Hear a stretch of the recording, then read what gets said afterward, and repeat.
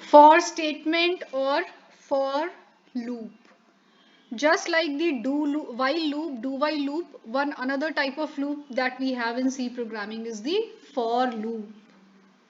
Okay so अभी तक हमको इतना आइडिया तो लग गया है कि लूप्स क्या करते हैं. हमने वाइल लूप देखा है, डू वाइल लूप देखा है. सो लूप्स बेसिकली क्या करते हैं, किस चीज में हेल्प करते हैं कि जब तक कोई एक पर्टिकुलर कंडीशन सेटिस्फाई हो रही है हमारी, तब तक उसके अंदर की स्टेटमेंट्स को कंटिन्यूसली एग्जीक्यूट करवाते रहेंगे. या अगर मैं प्रोग्रामिंग टर्मिनोलॉजी के टर्म्स में कहूँ तो तब तक वो इटरेशंस करवाते रहेंगे जब तक मेरी कोई पर्टिकुलर कंडीशन सेटिस्फाई हो रही है.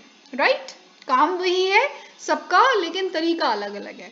सो अब फॉर स्टेटमेंट का भी तरीका थोड़ा सा अलग है. यहाँ पे जो आपका सिंटैक्स है, सबसे पहले जो सबसे इंपॉर्टेंट चीज है हम देखेंगे फॉर लूप का सिंटैक्स क्या है. सो सिंटैक्स है फॉर लूप का सबसे पहले कीवर्ड, जिससे हमें पता चल जाए कि कौन सा लूप है ये.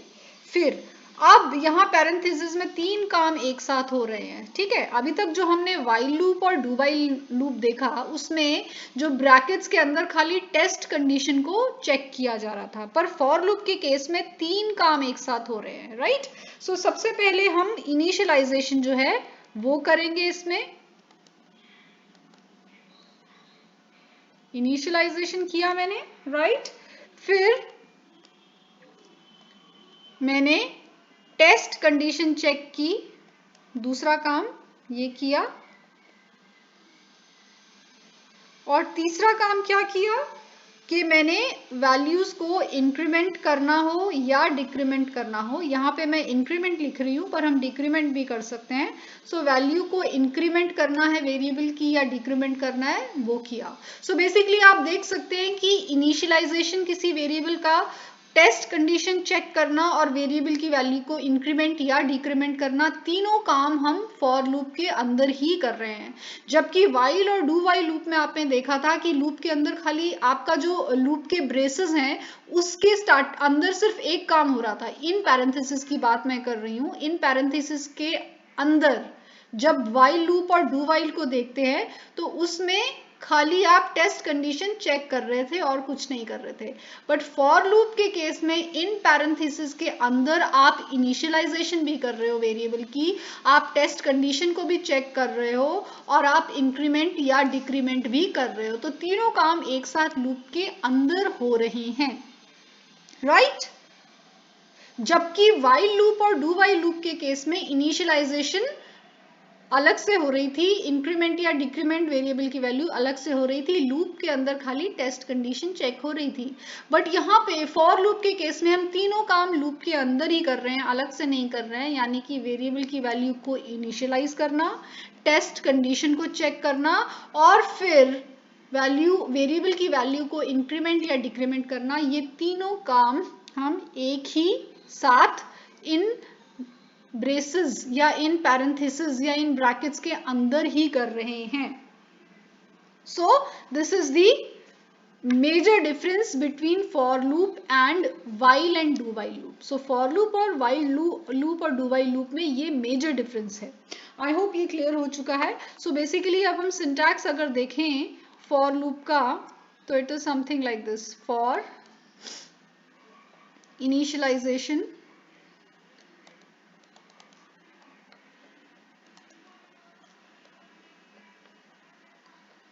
This is initialisation.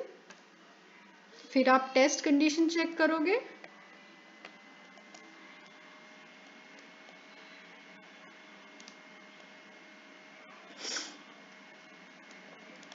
और फिर आप इंक्रीमेंट या डिक्रीमेंट करोगे वेरिएबल की वैल्यू को. ठीक है, सो सबसे पहले तो आपका फॉर कीवर्ड, उसके अंदर जो जो काम होंगे इनिशियलाइजेशन, टेस्ट कंडीशन और इंक्रीमेंट, ये तीनों. अब शुरू होते हैं पैरेंथेसिस, और इन पैरेंथेसिस के बीच में बेसिकली क्या आता है, चाहे वो कोई भी लूप हो, बॉडी ऑफ द लूप. सो ये बॉडी ऑफ द लूप से मेरा क्या मतलब है कि जो स्टेटमेंट्स हम एग्जीक्यूट करवाना चाहते हैं लूप के अंदर, उसे हम कहते हैं body of the loop. Right so ये बेसिक सिंटैक्स है आपके फॉर लूप का. अब इसका एक एग्जाम्पल देख लेते हैं हम लोग. फॉर अब मान लो x नाम का कोई वेरिएबल है, ठीक है, तो उसको मैंने फॉर से पहले डिक्लेयर कर दिया इंट x। डिक्लेरेशन ध्यान रखिएगा यहाँ पे नहीं हो रही है, डिक्लेरेशन हम बाहर कर सकते हैं। सो हम यहाँ पे खाली इनिशियलाइजेशन करते हैं। So for x equal to 0, x को एक इनिशियल वैल्यू दी या इनिशियलाइज किया वैल्यू 0 से। फिर अब टेस्ट कंडीशन क्या है कि x हमेशा या तो लेस देन होना चाहिए या इक्वल टू होना चाहिए 9 के। So test condition is x is less than equals to 9।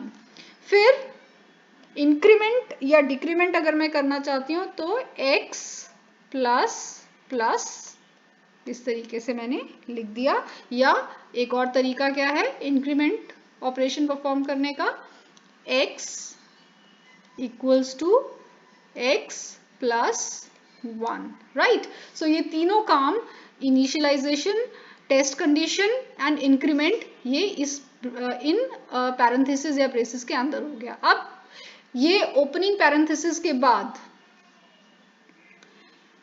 या जिनको मैं कर्ली ब्रैकेट्स भी कहती हूँ, इसके बाद शुरू होती है फॉर लूप या किसी भी लूप की बॉडी। तो यहाँ पे मैंने लिखा है printf, यहाँ %d x। तो मैं x की वैल्यू सिंपली प्रिंट करवाना चाहती हूँ। यहाँ मेरी ये curly braces, closing curly braces लग गए, और फिर हम जो हैं फॉर लूप हमारा फिनिश हो गया। सो this is the entire loop, ठीक है। Opening parenthesis, body of the for loop and closing parenthesis, ये सब मिला के हमारा बनता है लूप। और यहाँ पे ये मेरे फॉर लूप में मैंने इनिशियलाइजेशन, टेस्ट कंडीशन और इंक्रीमेंट ऑपरेशन तीनों एक साथ परफॉर्म करा दिया। काम हम क्या कर रहे हैं, हम सिंपली x की वैल्यूज प्रिंट कर रहे हैं। कब तक, जब तक x जो है 9 से छोटा या 9 के बराबर है। जहां x 9 से बड़ा हुआ वहां ये प्रिंटिंग बंद हो जाएगी और हम फॉर लूप से बाहर को आ जाएंगे, यानी फॉर लूप को एग्जिट कर देंगे। ओके, अब एज आई टोल्ड यू कि फॉर लूप के अंदर ही, फॉर लूप के आपके जो फॉर लूप का जो आपका ये मेन पैरेंथेसिस हैं या जो मेन ब्रैकेट्स हैं, इसके अंदर ही तीनों काम हो जाते हैं। फॉर लूप के अंदर ही आपका इंक्रीमेंट, टेस्ट कंडीशन और इनिशियलाइजेशन तीनों हो जाता है। So see this is what we are doing. यहाँ पे हमने क्या किया, वेरिएबल को इनिशियलाइज कर दिया। सो इनिशियलाइजेशन का काम पहले होता है। फिर यहाँ पे हमने क्या किया, टेस्ट कंडीशन, कंडीशन को टेस्ट किया।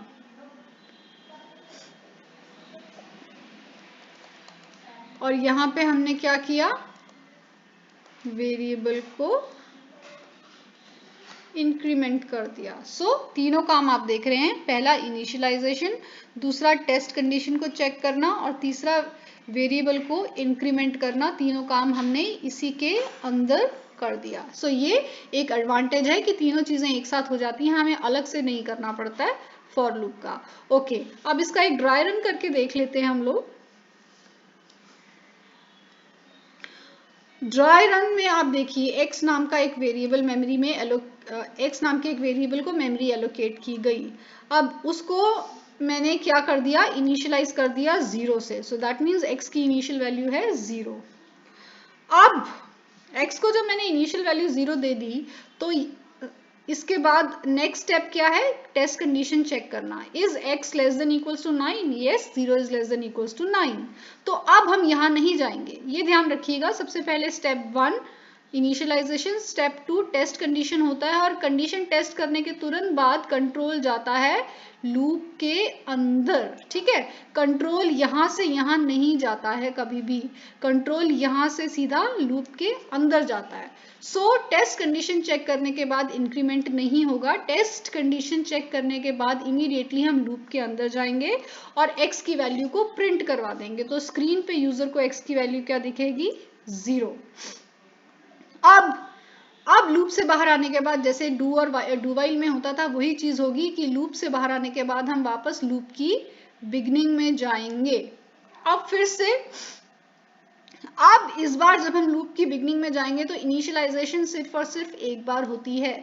इनिशियलाइजेशन की प्रोसेस कभी भी, चाहे आप लूप के अंदर करो चाहे लूप के बाहर करो, इनिशियलाइजेशन सिर्फ एक बार होती है। तो दोबारा से x इक्वल्स टू 0 इनिशियलाइज नहीं होगा। इस बात का ध्यान रखना है कि x इक्वल्स टू 0 सिर्फ बिगनिंग में होगा। तो अब जब हम लूप से बाहर आने के बाद, लूप की अंदर की स्टेटमेंट को एग्जीक्यूट करने के बाद जब लूप के बाहर आते हैं तो आपको पता है लूप वापस तो आपको पता है कि कंट्रोल वापस लूप की बिगनिंग में जाता है। अब लूप की बिगनिंग में जाने के बाद नेक्स्ट काम ये क्या करेगा, सबसे पहले वेरिएबल को इंक्रीमेंट करेगा, right. So x equals to x plus 1 करेगा, तो यानी कि 0 प्लस 1 विल गिव 1, राइट।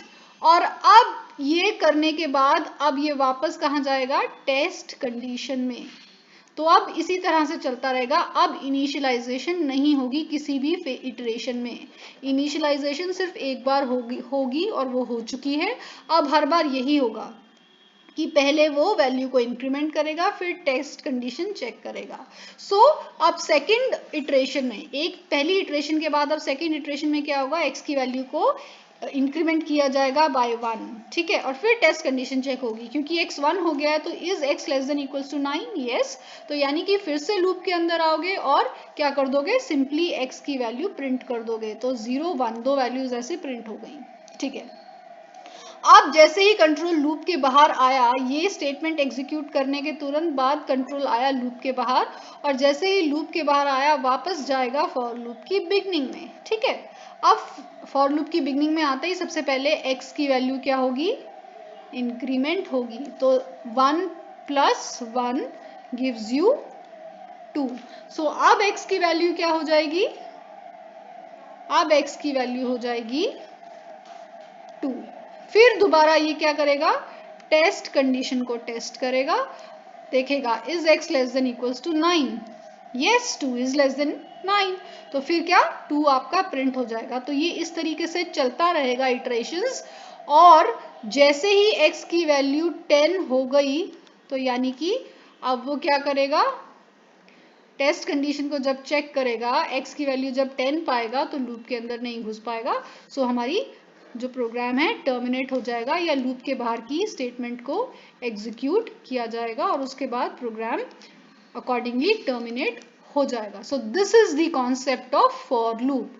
हमेशा you have to remember this thing कि इनिशियलाइजेशन सिर्फ एक ही बार होगी, ठीक है।